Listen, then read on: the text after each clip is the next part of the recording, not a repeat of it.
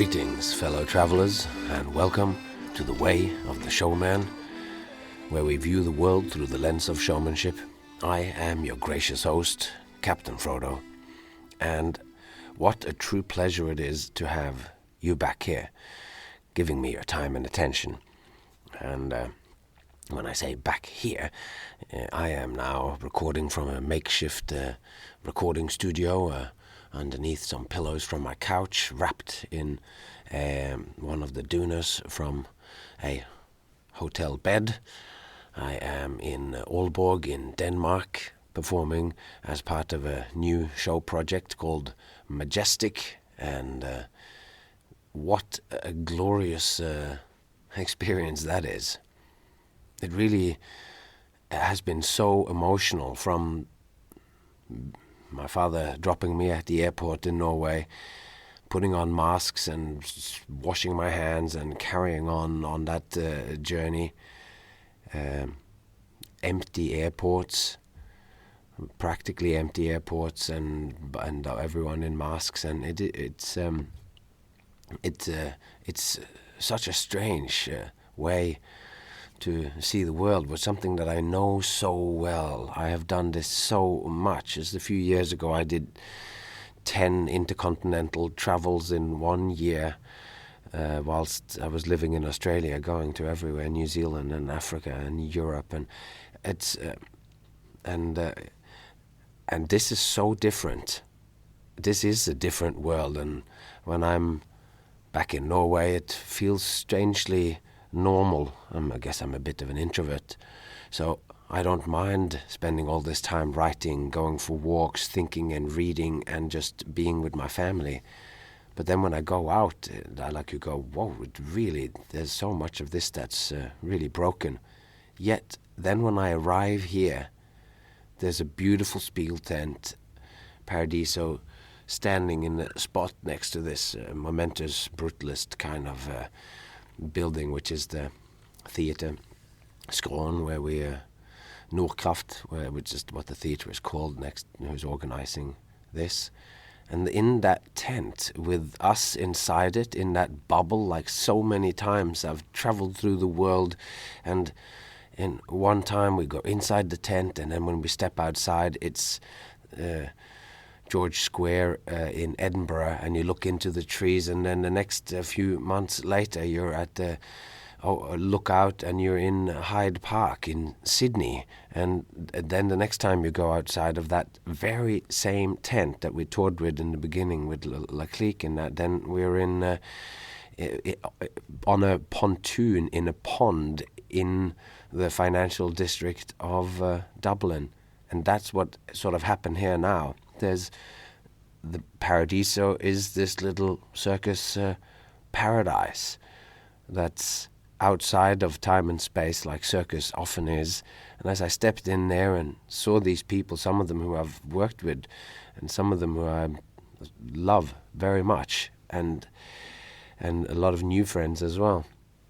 And then to meet this and to collaborate on putting on the show, even though we are on the, with everyone sitting and with having meetings and sitting on different chairs with gaps in between and all this, and washing our hands and whatever, putting, what is it called? Some hand sanitizer on us. It's anyway. So we're sitting there and we're doing the rehearsal on the very first day. It's like I arrived a bit late. Flights kept being moved because of the pandemic. And then we're sitting on a stage with fellow showfolk and artists and creatives. And Betty Seamers, who's organising this, he just makes sort of, it's kind of just in passing, but and this goes, and then you sit on this chair here to someone, and then we will hit you with a nice backlight, and we have the haze coming up, and we see your silhouette, and when you start singing, just sit totally still.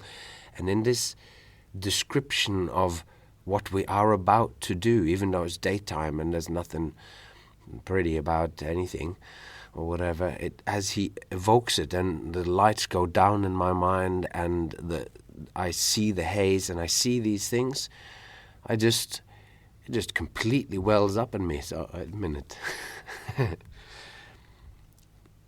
It just happens again right now.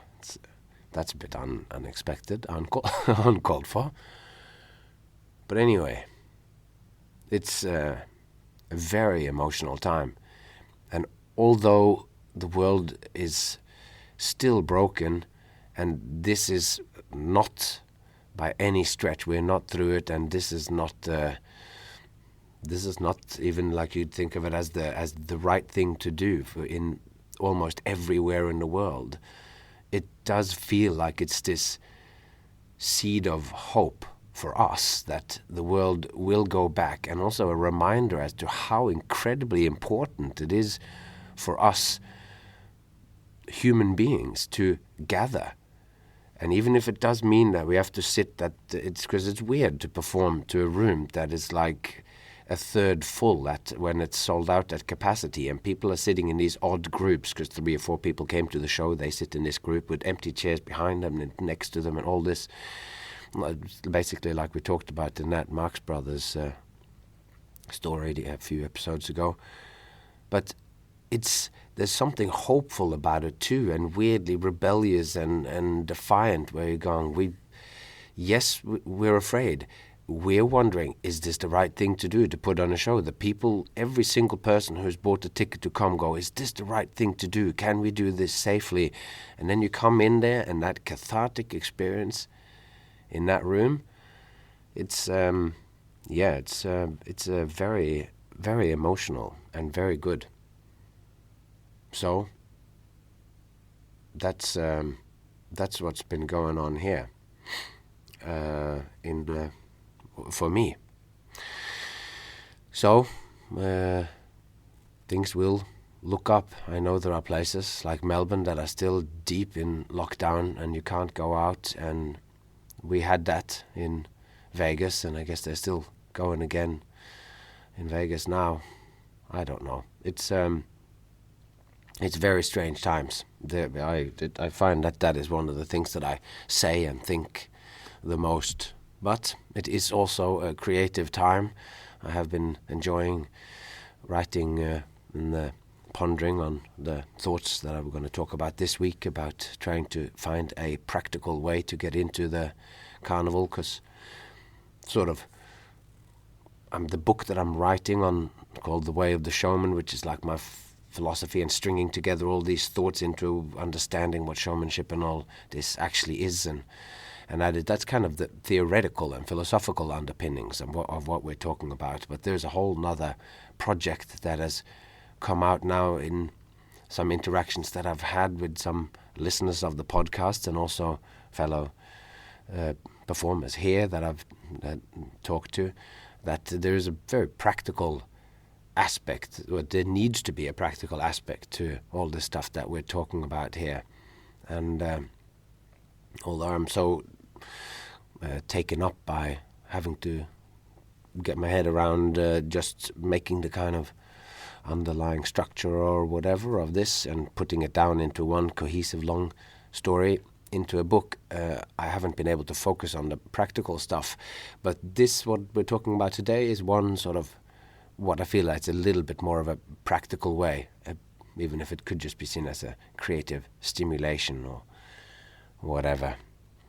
I've also had this last week, I've had some of the most deep and meaningful feedback from you out there. Both people have sent me audio and people have sent me long emails, and I thank you all for that. It is so great to get feedback from the show. It's excellent that you guys have left podcasts, that you've left reviews and everything on the podcast thing. That is just so helpful, and it is so encouraging for me, who is, sometimes, you're wondering whether you're just shouting in the dark. But there are people out there. There are little candles of enthusiasm burning throughout the world inside all of us. And I thank all of you beautiful listeners for checking it out. And with that, I've probably had enough of a emotional rant. I didn't think that was going to get that emotional, but anyway, it's time to enter into the world of ideas and see if we can sort of wrestle it back into some practical stuff. Here we go.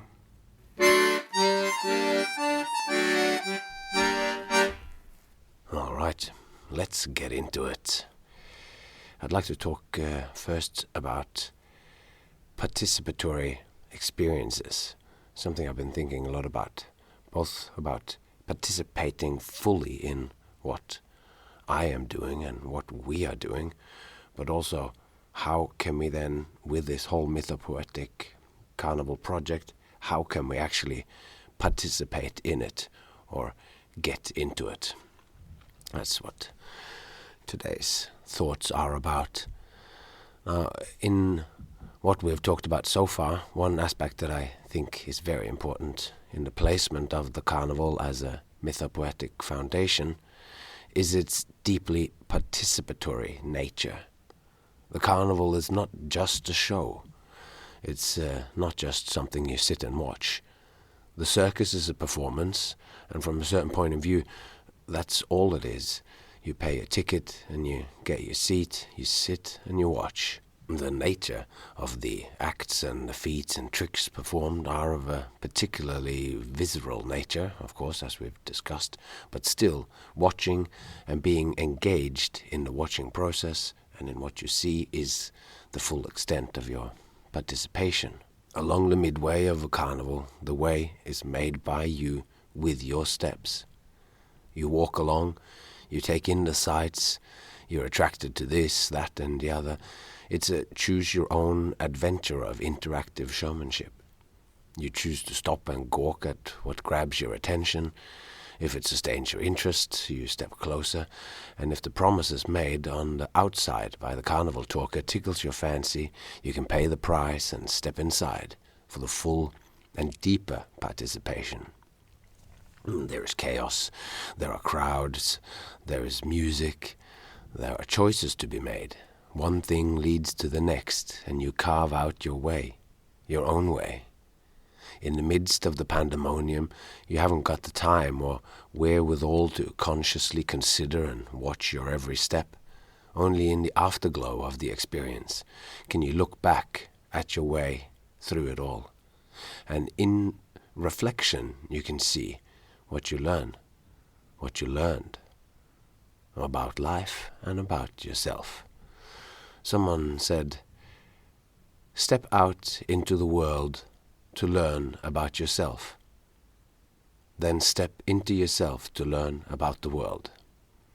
I heard this a long time ago and I've forgotten who it was that said it, but I find this interesting that you go out, you see, and it's through participating in the world that you learn to understand by what you meet, that faces and is reflected, that you face that is reflected in yourself.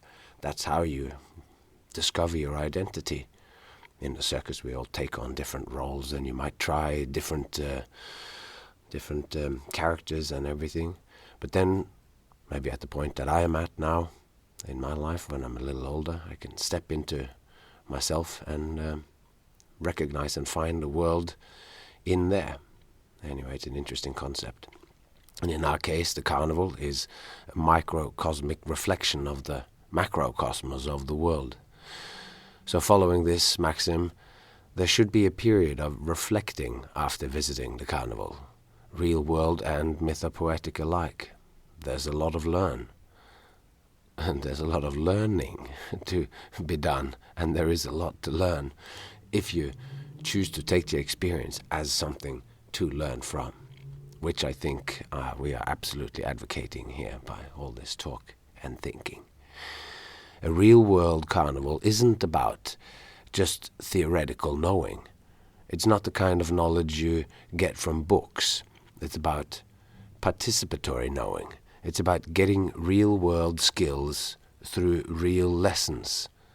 The ability to know that someone might not have your best interest in mind, that they might shortchange you when handing back the change on your entrance tickets. It's not about getting secret metaphysical knowledge. It's about getting wise practices, which later can be applied to life beyond the carnival's edge, on the outside of its perimeter fence. It's a training ground, a particular arena for you to explore yourself as an agent in the world. The walk down the midway of the Carnival of Dreams is, and isn't, like life itself. The outer and inner carnivals are filled to the brim with choices, as light and fluffy, as powerful and scary, as dirty and deliriously desirous as you might want. The Carnival of Dreams is participatory in that it reflects you and what you bring with you. Like Yoda, when he tells Luke Skywalker when Luke sees and senses darkness emanating from a nearby cave in Empire Strikes Back, and Luke asks, "What's in there?" "Only what you take with you," Yoda replies. And Luke brings with him fear and anger, and what does he meet? Darth Vader, the image of the Dark Father, his father, the very personification of himself when anger and fear is let loose to rule him. A secret about the Mythopoetic Carnival is that it goes both ways. It's not just what you take with you in that you will find reflected. As you become experienced at thinking in these ways, you can find things in there that you can take back out with you.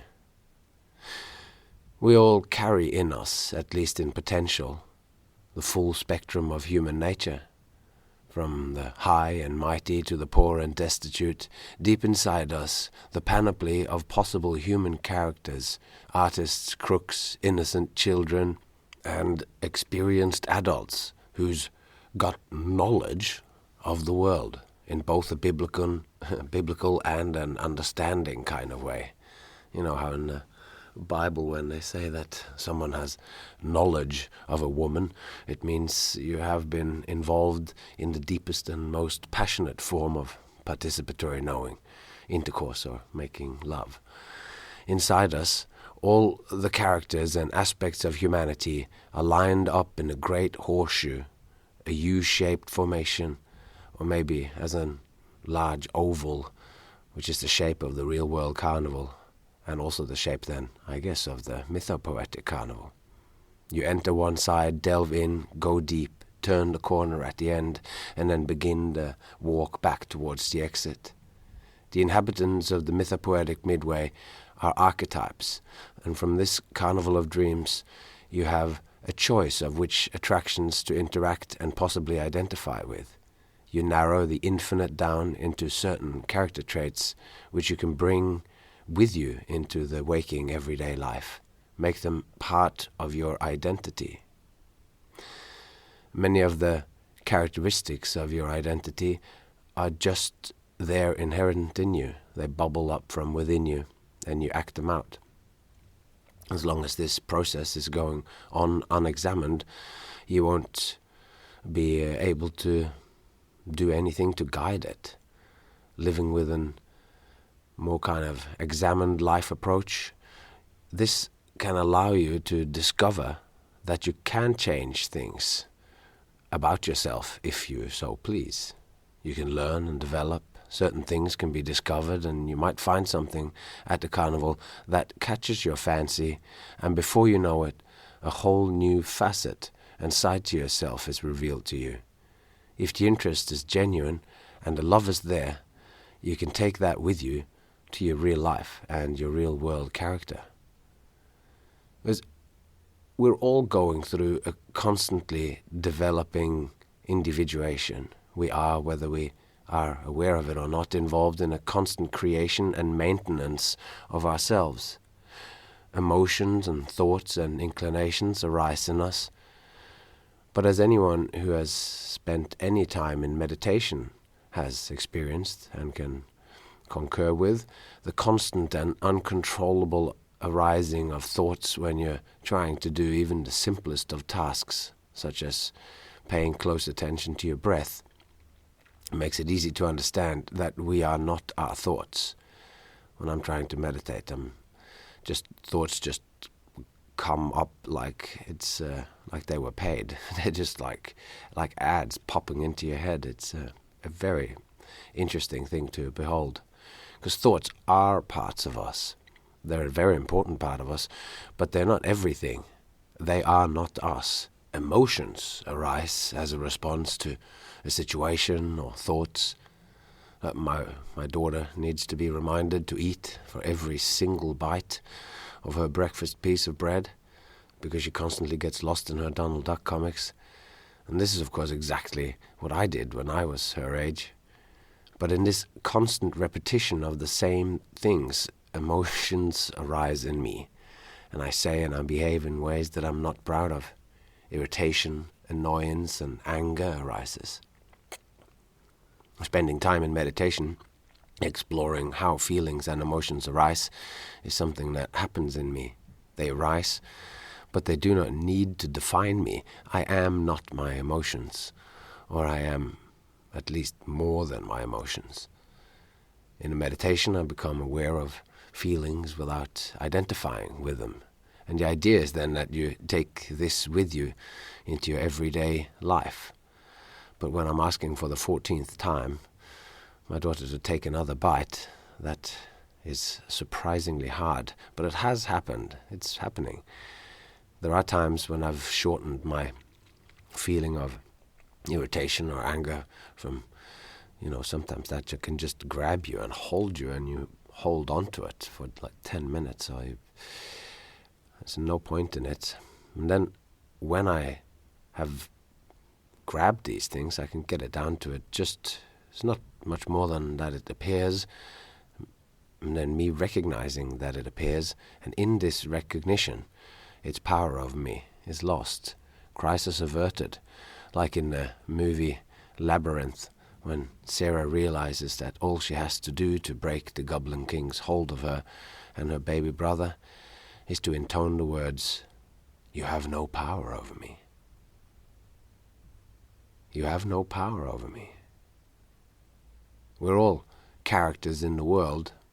As a showman, I play a character when I am on stage, but I am also playing the role and character of father.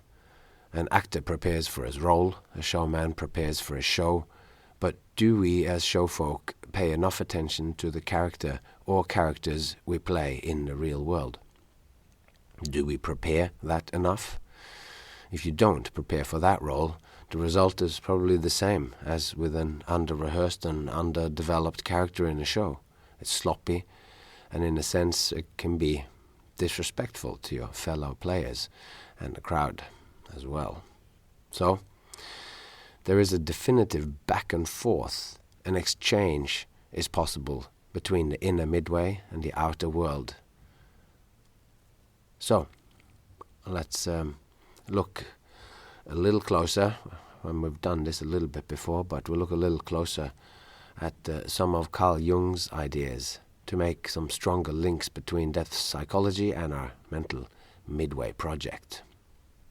And let's look at carnival and archetypes. Carl Jung first described his idea of the collective unconscious in an essay from 1916 called "The Structure of the Unconscious."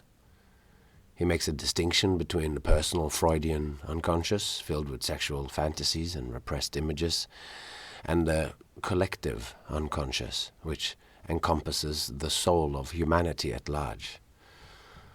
The collective aspects of the unconscious came, according to Jung, from archaic remnants, ancient mental forms, whose presence can't fully be explained by anything in the individual's own life, things which seems to be innate and to be inherited shapes and structures in the human mind. Jung imagined this collective unconscious to exist beyond the chronology or time frame of a human lifespan, developing instead on an evolutionary timescale, carrying in it aspects from our deep time evolutionary history, which we've touched upon before, impulses, emotions, and desires, which are not just part of us now as individuals or even as humans, but going in a sort of backward direction, we carry with us things from ourselves from Homo sapiens back through Homo erectus, Homo habilis, Australopithecus afarensis, and maybe some of us, the most intrepid psychonauts and most aware of showfolk and explorers of mental and mythical undergrounds, can channel fragments from the mental structures of the very first scuttling mammals that crawled out from their holes into the post-apocalyptic landscape of that was left after the asteroid killed the dinosaurs. The collective unconscious is the structures and shapes that can be found in us as part of a branching unfolding of life. For what are we but a wave of life splashing through and unfolding in time and space on an unimaginably slow time scale? It's not me, Frodo, that's unfolding in this time frame. I'm but a particle or a single cell in the wave of life. The wave moves forward and morphs through the cycles of birth and death, me being born from my parents and my daughter being born from my wife and I. This is just a tiny little rise in the change of the momentum of the unfolding shapes of time. It's like trying to paint a picture of life as a process. It can be complicated, but anyway, some of what has shaped us in the deep time history must exist in us in the way that we are made, in our wetware, in the shape of our bodies, by sexual and natural and artificial selection. And I find that big parts of Jung's proposed collective unconscious maps really neatly on top of this mythopoetic carnival that we've talked about as an inner human space, a world ripe for mythopoetic creation. And this leads us into the archetypes, or as I think of them, the inhabitants of the collective unconscious.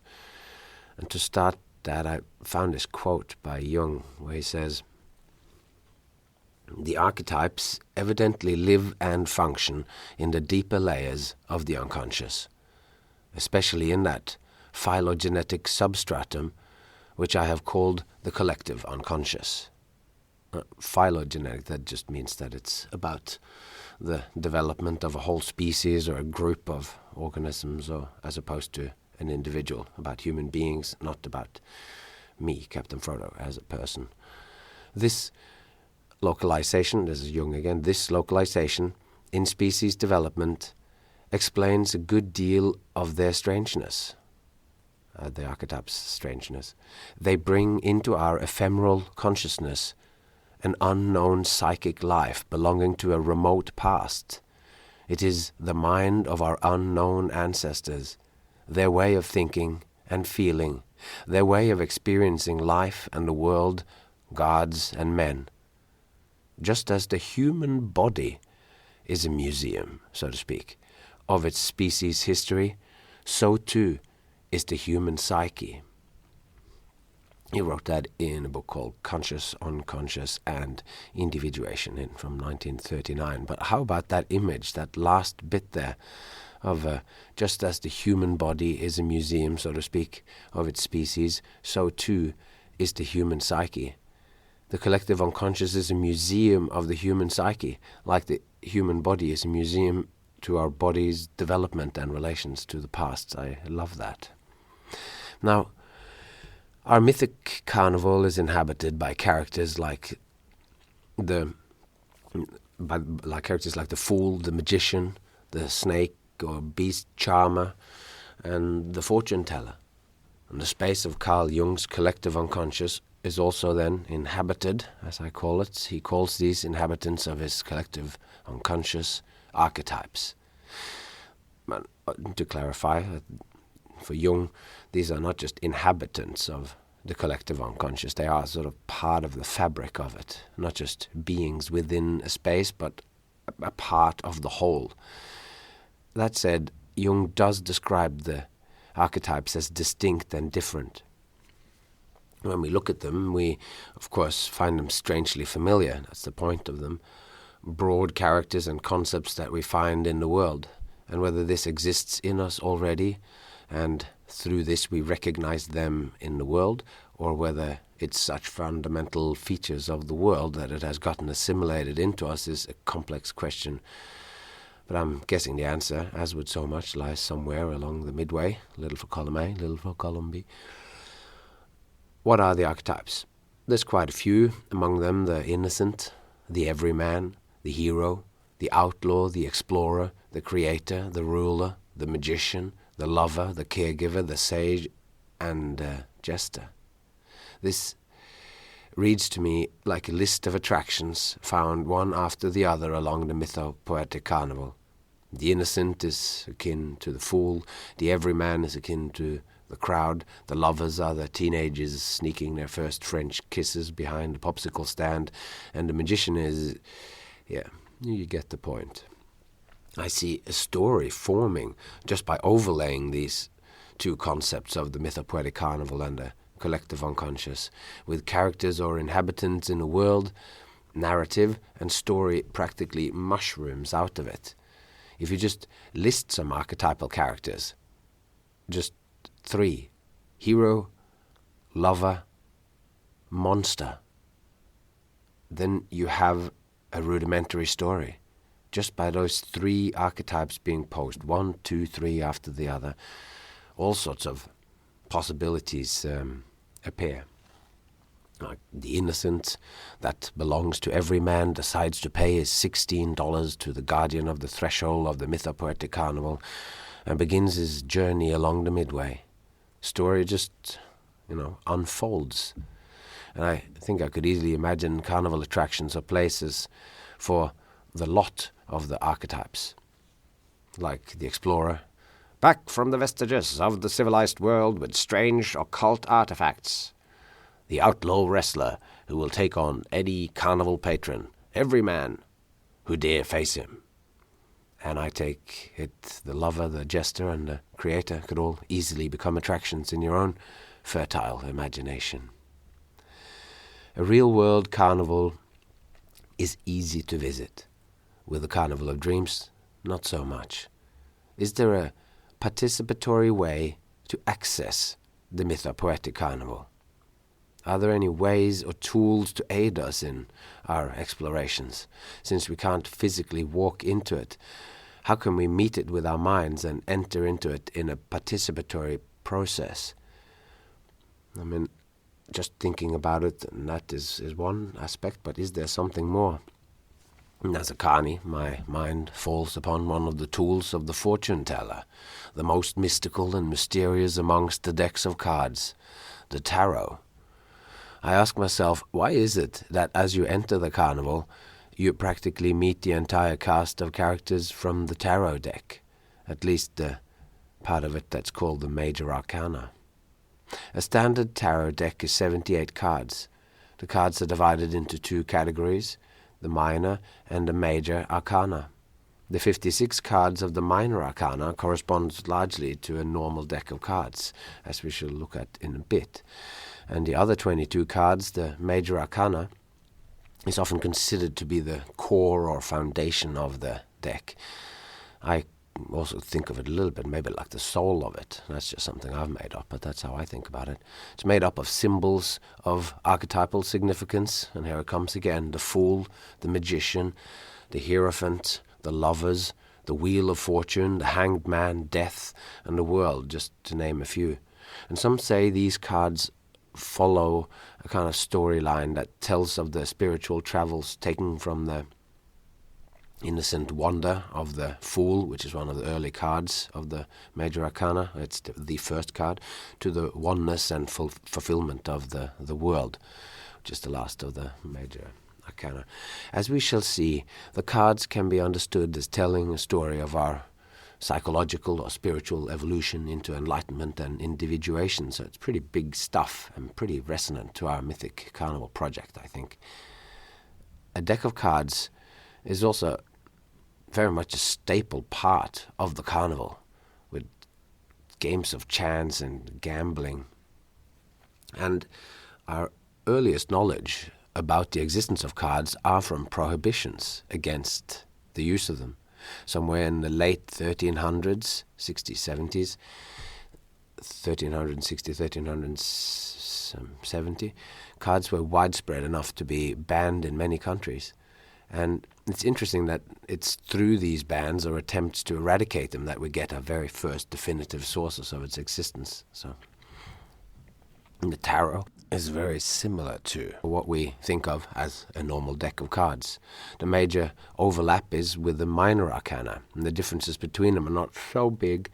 The suits have morphed. In the tarot there are wands or batons or sticks or something like that, and it's also cups, swords, and pentacles or coins, but the principle is the same with 4 suits.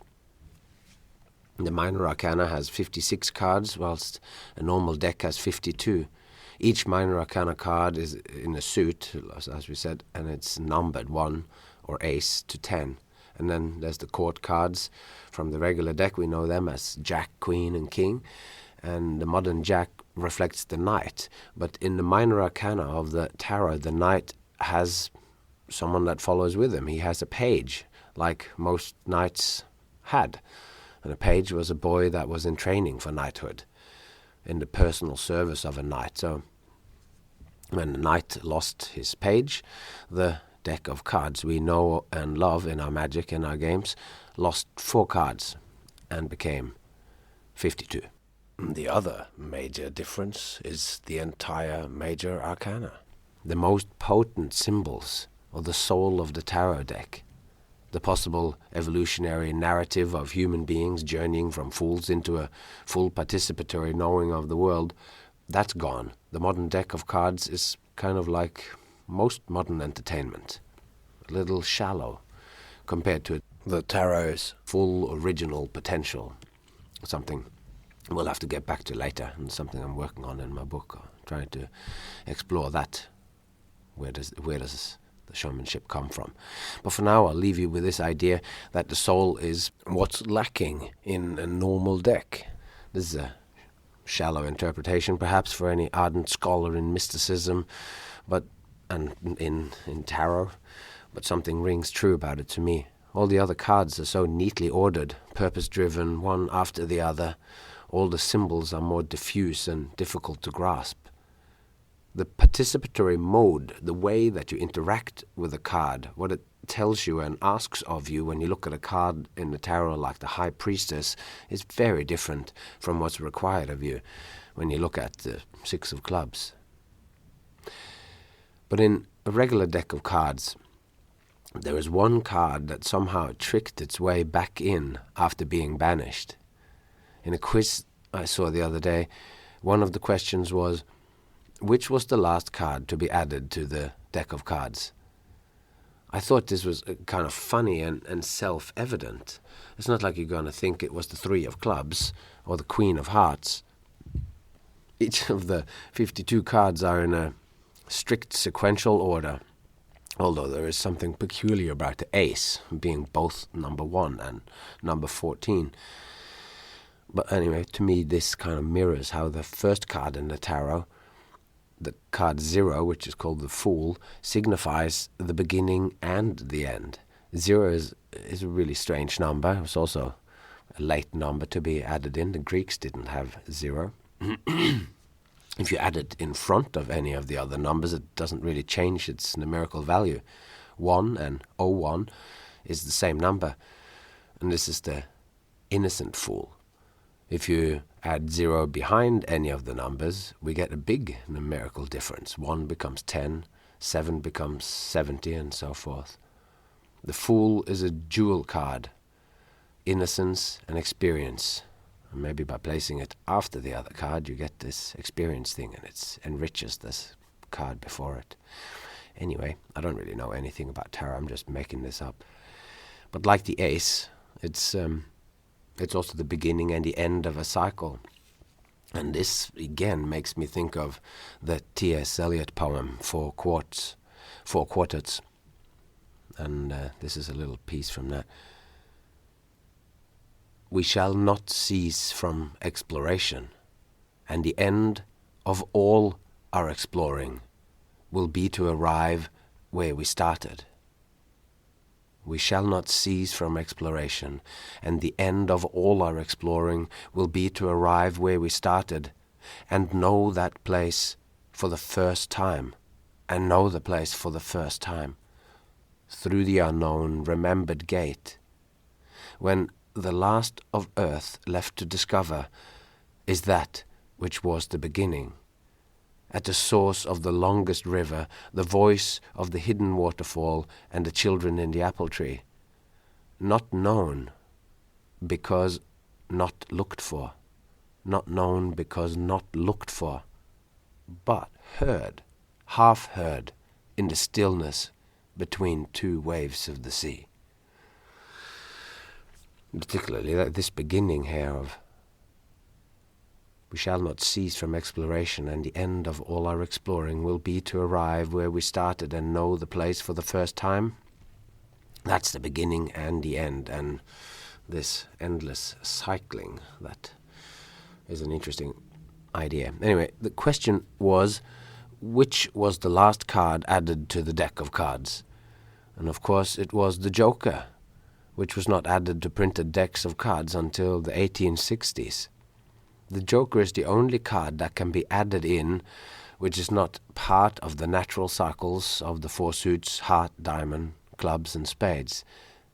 Each of those suits is complete, from ace to 2 to 3 and all the way up to the king. Each card follows perfectly on the previous, always one up in value, and the Joker is the one who doesn't fit in, but also the one that can fit in anywhere, the one that can be everything.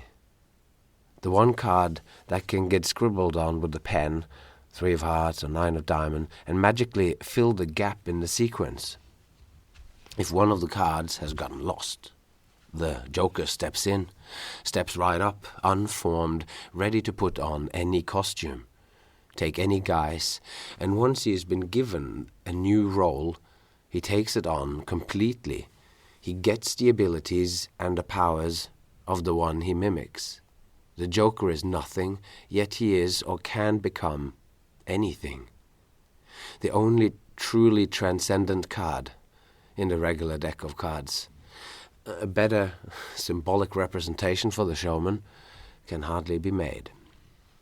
Further, I would say that the Joker is a picture of, can be seen as a picture of humans, of human beings. A representation of mankind's relation to the natural order. All of existence, each species is shaped by evolution pretty much into one thing. They're extremely specialized. They've become the fastest runner, the best digger, or the highest grazer. The leopard has slowly, over evolutionary time, become a running machine. Every part of its anatomy is part of making it the fastest running being.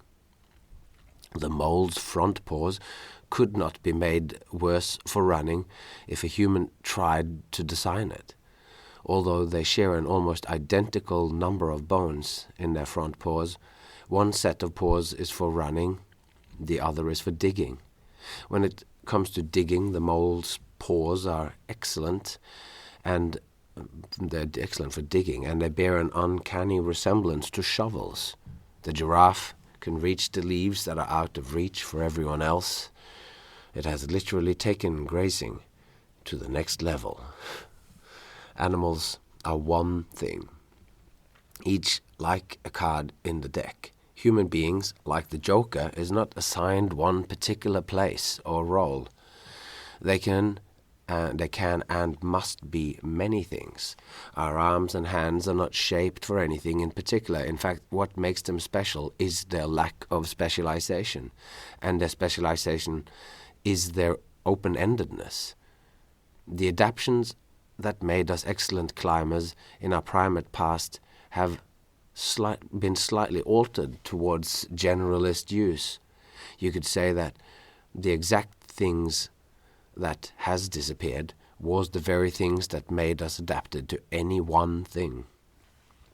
As a tendency, I'd say that our species have been supremely well adapted to nothing in particular, which also means to anything, who is not assigned a role from the start, that which comes unformed.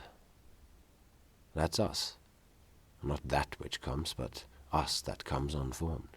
As Jean-Paul Sartre says, man is condemned to be free, because once thrown into the world, he is responsible for everything that he does. We're the Joker, who can be anything or anyone, with some modifications. With a shovel we can dig like a mole, with a bicycle or a motorbike we can speed like the leopard, and with stilts or step ladders we can reach the out-of-reach fruits. Maybe this need for modification of our non-specialized body through tools is found reflected in the Joker card, in how we have to write on the Joker with a pen which card it represents if we've lost the 7 of diamonds or whatever. And getting back on the archetypal train and its link with the tarot, which is where this is going, Carl Jung was more aware of these links than what I think is commonly known. On the 1st of March 1933, Carl Jung spoke about the tarot during a seminar he was conducting. And this is a transcript of his actual spoken words. This ties the tarot to the archetypes, which for us is a tie to the Mythic Carnival project. And he said, "Another strange field of occult experience in which the hermaphrodite appears is the tarot. That is a set of playing cards, such as were originally used by the gypsies. There are Spanish specimens, if I remember rightly, as old as the 15th century. These cards are really the origin of our pack of cards, in which the red and black symbolizes the opposites. The division of 4, clubs, spades, diamonds, and hearts also belongs to the individuation symbolism. They are psychological images, symbols with which one plays, as the unconscious seems to play with its contents. They combine in certain ways, and the different combinations respond to the playful development of events in the history of mankind. The original cards of the tarot consists of the ordinary cards, the king and the queen and the knight and the ace, etc. Only the figures are somewhat different. And besides, there are 21 cards upon which are symbols or pictures of symbolic situations. For example, the symbol of the sun, the symbol of the man hung up by the feet, or the tower struck by lightning, or the wheel of fortune, and so on. Those are sort of archetypal ideas of a differentiated nature, which mingle with the ordinary constituents of the flow of the unconscious, and therefore it is applicable for an intuitive method that has the purpose of understanding the flow of life, possibly even predicting the future events. I don't know about that. At all events, lending itself to the reading of the conditions of the present moment.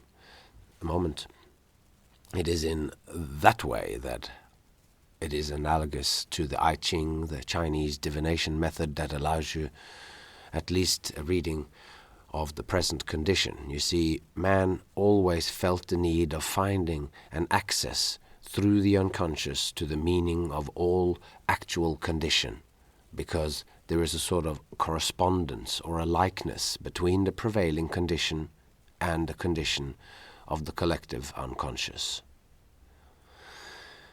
Now, as slipped out, I don't really believe that tarot has any supernatural powers to predict the future, not beyond what revelations it can give about the present or the past that might illuminate the choices and decisions you take as you move on into the future. And I found this was backed up by Alexandro Jodorowsky, which is a visionary filmmaker and tarot practitioner who made such incredibly bizarre and fascinating movies as Holy Mountain and El Topo, and Santa Sangra, which is just an incredible circus film.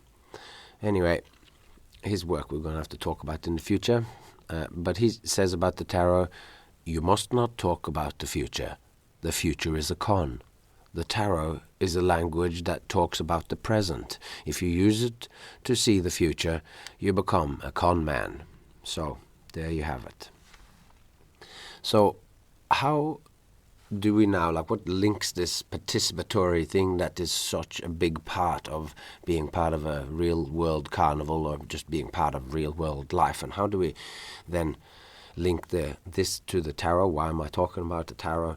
And how does this then, can this be used as a tool to enter this mental midway of ours? I think we can beneficially use the tarot as a tool to enter the Mythopoetic Carnival. Take a deck of tarot cards, shuffle it, then lay some of them, maybe 7, before you in a U shape, the shape of a midway. And you have in the cards now a Mythopoetic Carnival that you can visit. Like any random carnival that's just appeared and arrived on the field outside of your town or whatever. If you live in a big city, who knows? Anyway, I'm going to leave that up to you to decide the details of that. But the attractions along the way, that you see before you can then choose to interact with. You can step up and check it out, and if it speaks to you, here you can do the voice of the outside man at the front door of the attraction and just see what comes out, or any other way of exploration that you might think of.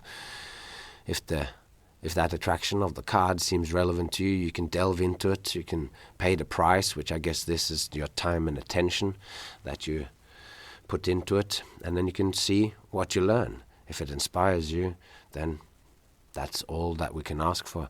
If you have a question, you should have a question.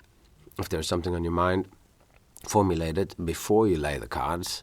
It doesn't have to be related to the normal things that people want to know from visiting a fortune teller, which broadly falls into 3 categories of love, money, and health. It's as simple as that. But you can use it also like a tool to stimulate your creativity. Use its life-imitating, internal conversation-stimulating powers to chat with yourself as you reflect on the attractions you see along the cards, laid out into a tabletop midway. You might find it a valuable exploration of ideas for your next poem, for your new act, or for the structure of any project that you're working on. And a deck of cards like the tarot, I have some very nice ones, some circus-inspired ones that are really great, and I find that it's a bit daunting to get my head around the entire 78 cards, but I do find that the major arcana, just with all those pictures on them, and that it speaks to you really quite clearly sometimes. In this way, by laying them out and all that, we get the randomness of a real-world carnival laid out before us. Since we all, in one way or the other, are showmen, showfolk, we could also probably get interesting ideas from attempting to lay out your dream carnival in a deliberate way by choosing each attraction. What would that carnival look like? Use the cards to tell the story of your project. Then throw other cards at it. Flip out a couple of random cards and contrast them. See what you learn? I mean, Jung talks about this. Every one of the archetypes kind of has a shadow, and you can always look at what is the opposite of this and where does this go. Interesting stuff. And by visiting the Mythopoetic Midway of cards, it can make your process of interaction with it at least a little more participatory. In the process, you will become aware of the present, yourself, and the world, and your interactions with it in different ways. It can make you aware of things and thoughts and situations you might not have immediately considered. You might discover potential connections in your work or external factors that reflect or connect to your work. You can find new ideas, unorthodox links triggered in you. Creativity comes from metaphor.